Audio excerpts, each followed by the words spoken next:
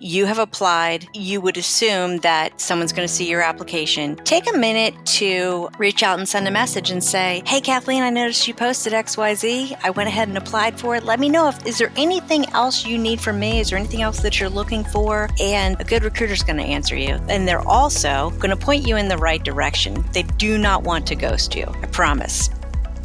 Welcome to Security Cleared Jobs, Who's Hiring and How, the podcast for cleared professionals looking for new opportunities and career advice.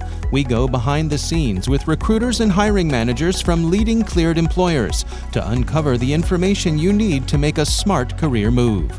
Get ready for insights from this week's guest and your hosts, Kathleen Smith and Rachel Bozeman. Hello, everyone out there in podcast world. This is Kathleen Smith. It is so great to be here with you today and being here with my dear friend, Bob Wheeler, host of our Military Monday and a veteran and just a really great guy. Bob, great to have you here. Hey, I am really stoked to be here too, and it's always great to be working with a partner like yourself. Thanks so much, Bob. I'm delighted to have one of my dearest friends from the community join us today, Kirsten Renner, who now has a new position, Vice President of People Operations with Cydecor. Kirsten, as I said, is a dear friend. We work together on a lot of community events. She's a powerhouse in the cleared community, an Army mom, and she just gives back time and time again wherever possible. Kirsten, so great to have you here. Good to be here. Kirsten, it is great to be with you. And, we've worked together a few years ago, way back before COVID. You've been around the recruiting world for quite a while, and I know you've got a great story. Can you give us a quick recap? You started off running a help desk, and now you're the chief people officer for an organization. How did you go from point A to point B? It's been a long road. I actually had to recruit like a lot of managers do. So when I was managing a help desk, I was recruiting for the help desk. And I found that in a lot of the IT roles that I was in, I was often having to staff for my team. And that naturally led to me getting into recruiting. I just stayed on the technical side of recruiting for the most part throughout the years. And I've been in GovSec for, oh my gosh, Kathleen, you've been there right from the beginning with me. We don't talk about that anymore. Oh, we don't? Okay. So well over a decade and a half probably on the GovSec side of the house. It's always great to be in the GovCon community, GovSec community, because it really is a community and it is really a family and friends. So it's great to have been working with you all along. But let's talk more about Cydecor. It's now 600 employees. What does the company do in the GovSec space? It's been fun to learn and discover what we are doing on the defense side in particular. I love to join an organization and get to see a lot of the impact stuff. When you watch the news and you see stuff happening and you're like, we were part of that. We helped in that area, defending our war fighters, and both on the administrative side as well as with software and services. And I understand that the founder of Cydecor has a really interesting backstory. Can you share a little bit of that with us? Sure. When I met Nader, it was an amazing 3-hour-long coffee. You know me, I love to talk, and just a lot of just really connecting and clicking on things that matter and things that were important to both of us. It was a great first meeting, and I actually read a book that he wrote. I'll let you all read it. It just kind of goes through something that happened, to him and his drive and his decision to forge forth, and it was very, very inspiring. It's called My Decision to Live. And I'll tell you, while I was reading it, even before I started working here, I remember thinking, wow, he'll never believe me to realize how many just really connection points and inspiring things I related to. Wow, that's a great story there, Kirsten. You kind of mentioned what the company does, but when you talk about specific positions, what kind of cleared positions are you guys typically hiring for? So one thing to say that I've noticed and that I've also been learning as we go here is where previously a good bit of the positions that I was recruiting for or responsible for were on the IC side with some of the really higher level clearances. We do have plenty of TSSCI work here as well, but also a lot of secret and a lot of positions where you can be eligible for a clearance and we will get you cleared, which is fantastic. I see a lot of people in the community wanting to get into GovSec or wanting to get into the cleared space over and over again asking, how do I get there.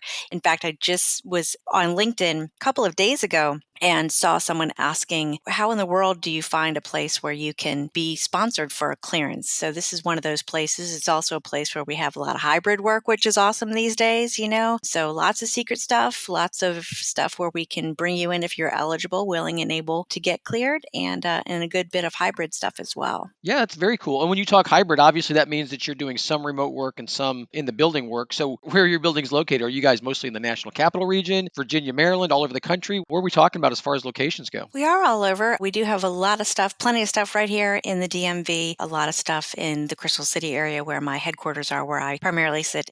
And we have offices in San Diego. We have offices in Tampa. We have offices in Norfolk. And I'm sure I'm forgetting a few, but we are spread all about. So we talked about hybrid, we talked about remote. What are some of your guidance on if someone's interested in a remote position rather than just blurting out, hey, I want to work from home? How do they handle that conversation with a recruiter? I think like anything that is specific to you in your space and time in your journey, different things are going to be more valuable to you at different times, depending on where you are.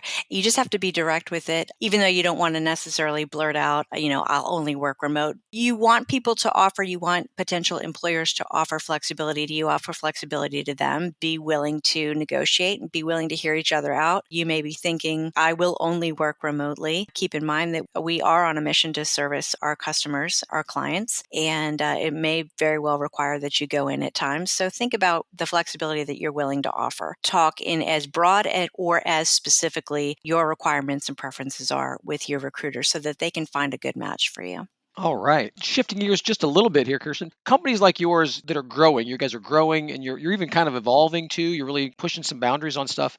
You've mentioned that that's a great opportunity for both employees as well as new hires. I mean, what does it mean for a job seeker or a current employee? What kind of opportunities are there when a company is going through that expansion phase? When I was in a similar situation back in 2016, when I started at Nevada, we were almost exactly the same size that Cydecor is now. And I remember going through that adventure. The adventure lasted 5 years. We doubled in size during that time. I remember thinking, I wonder if I'll ever get a chance to do something like that again. That was really cool. And boom, here I am, at that starting point again. And I can tell you, having been through it and going through it right now, there's definitely opportunities all around you, right? You hear the overused analogy of people wearing many hats.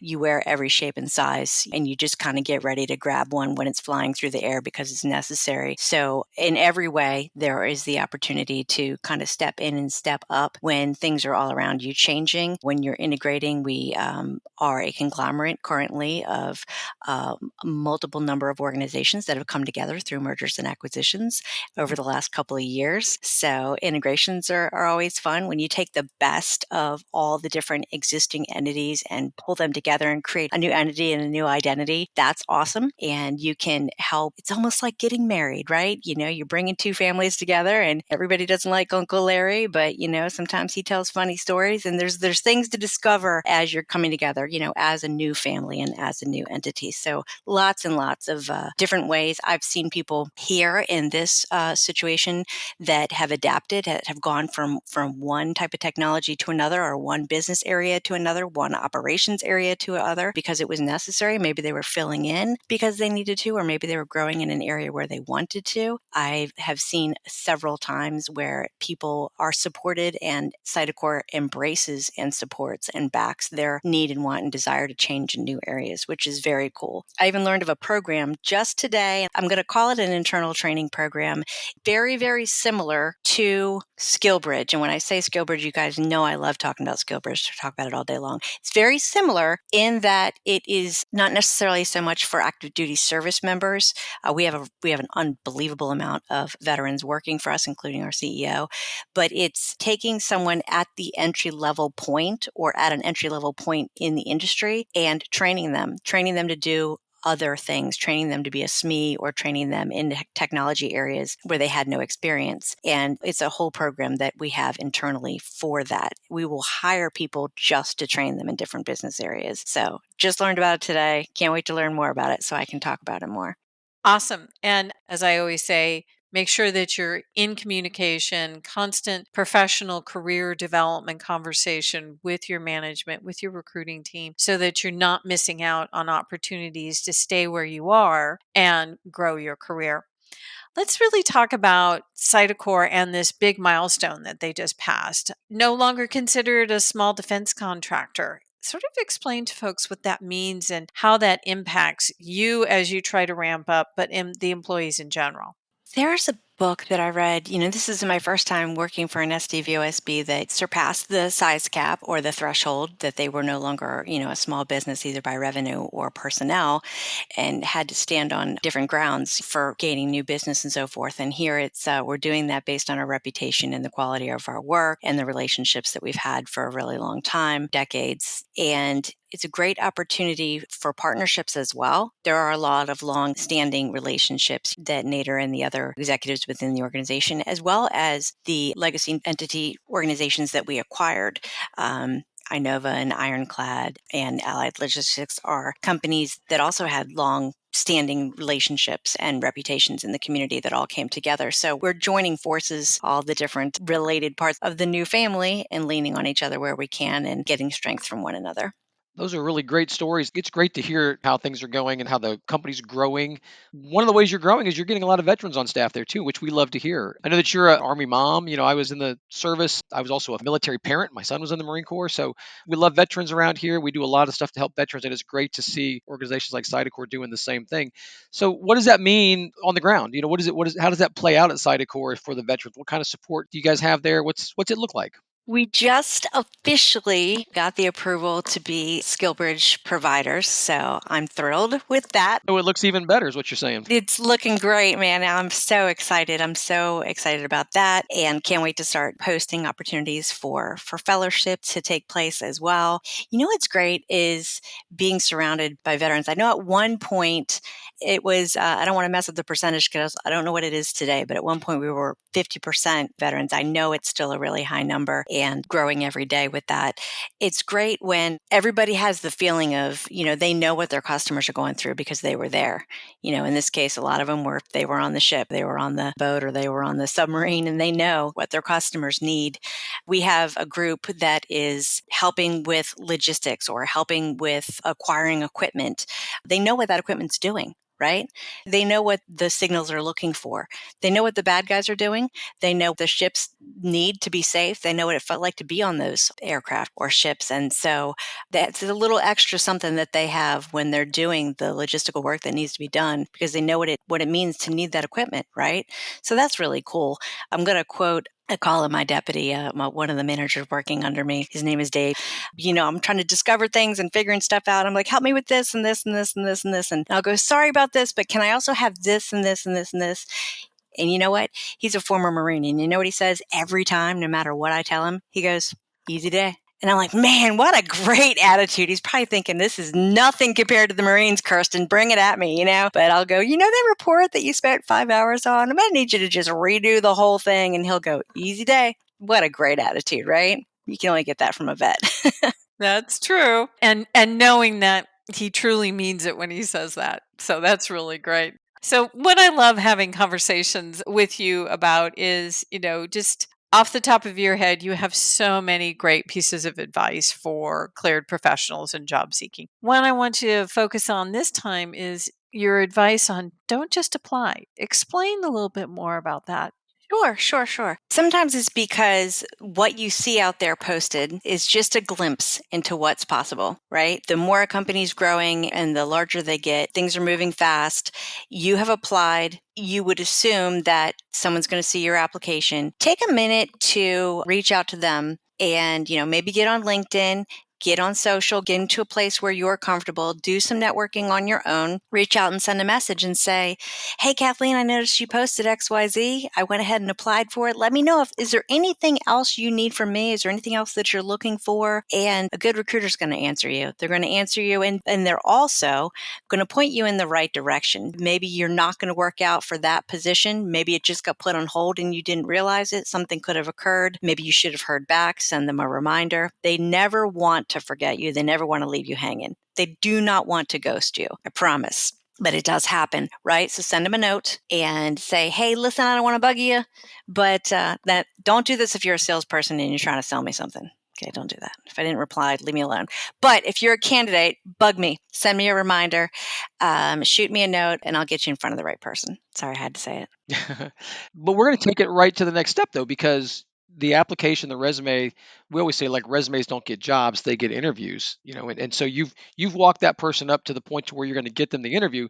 But another one of your cool phrases is the interviewing is like dating. So what's that concept look like when they get to that point and now they're talking to that hiring manager? How is interviewing like dating? So somebody might say, who are you to give out dating advice? You never really dated. But what I mean to say is that I assume if you're not being forthright and honest in the dating situation, if you're going on dates and pretending to be somebody that you're not, that you are quite certainly going to guarantee that that is not going to be a successful relationship. Therefore, you should be as true to who you are in the interviewing process so that it will be a successful relationship. Why would you want to fake your way into getting a job that you're really not a fit for? So be who you truly are. Be yourself. One of the other things I hope to be known for someday is that I say that the number one qualifier for every position open is a willingness and an ability to learn and to try.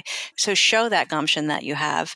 Notice the thing that you don't have that's on the job description, because as much as I get on managers and say, don't reject someone because the resume didn't have what you need. Listen to the conversation that they're having with the recruiter. The recruiter's going to discover the things that you're looking for. Listen to the intakes. Listen to the screening results. Don't just look at the piece of paper. Similarly, don't just look at the job description and say, I don't have that thing. I can't do it. Do you have something similar? Do you not have Navy ERP experience, but you have this, and this, and they're very similar, and somebody who knows the work, knows that it's the same? Speak about those things. Then you have taken the time to take a little bit of work off the manager and the recruiter. You have shown them by the very response that you've had to the job description that you actually understand the work. No, I do not have ABC, but I took the time to look at the job description, understand what ABC means. I'm now going to speak to you about this other thing that I have done that you should consider to be equivalent to that. And here's why. So take that extra minute to do that. Yes, all great advice. And Kirsten, how can folks get in touch with you? You can always send me a message on LinkedIn. The worst thing I will ever do if you send me a message on LinkedIn and don't give you the conversation that you're looking for, please don't just say, can we set up a time to talk? No, we cannot, because I don't know what you're talking about. But I will always, at the very least, put you in touch with someone else, at the very least, right? In particular, one of my recruiters who are all dying to hear from you. You've been a wealth of knowledge. You've been such a stalwart in this community. So we appreciate your time. We want to thank you so much for being with us today. And we wish you all the best with your new position there at Cydecor. Thank you. It's always fun talking with Kirsten Renner. I mean, I could just talk to her for ages, and I have been talking to her for ages, but today she didn't disappoint us. She had some really great advice about interviewing is dating and getting to really know your job requirements and understand if your resume matches the job requirements, understanding where the holes are, and don't just shy away from applying for the job. Know where you have your deficiencies, see if you can change those. And if not, just be upfront with the conversation. Bob, what did you learn from Kirsten today? A lot of stuff, and learning about the company, that it's a growing company, and also the fact that they've got jobs all over the place, all different kinds of clearances, that they can sponsor clearances. But the thing I really took away the most was the fact that they're so committed to veterans, and that she kind of announced that they're just getting set up with their SkillBridge program. And Kathleen, you and I both know she's a pro at SkillBridge, so if they're getting the SkillBridge program set up there, she knows what she's talking about there. So if I was a veteran looking for those types of things, I would definitely want to be getting in touch with her about that kind of thing, because she's really good at that. Thanks for sticking with us to the very end of the show. We appreciate you hanging out with us. If you get a chance, please review the podcast, follow us, share with your friends. But until then, we will see y'all next time. Thanks a lot. Thank you. Bye-bye.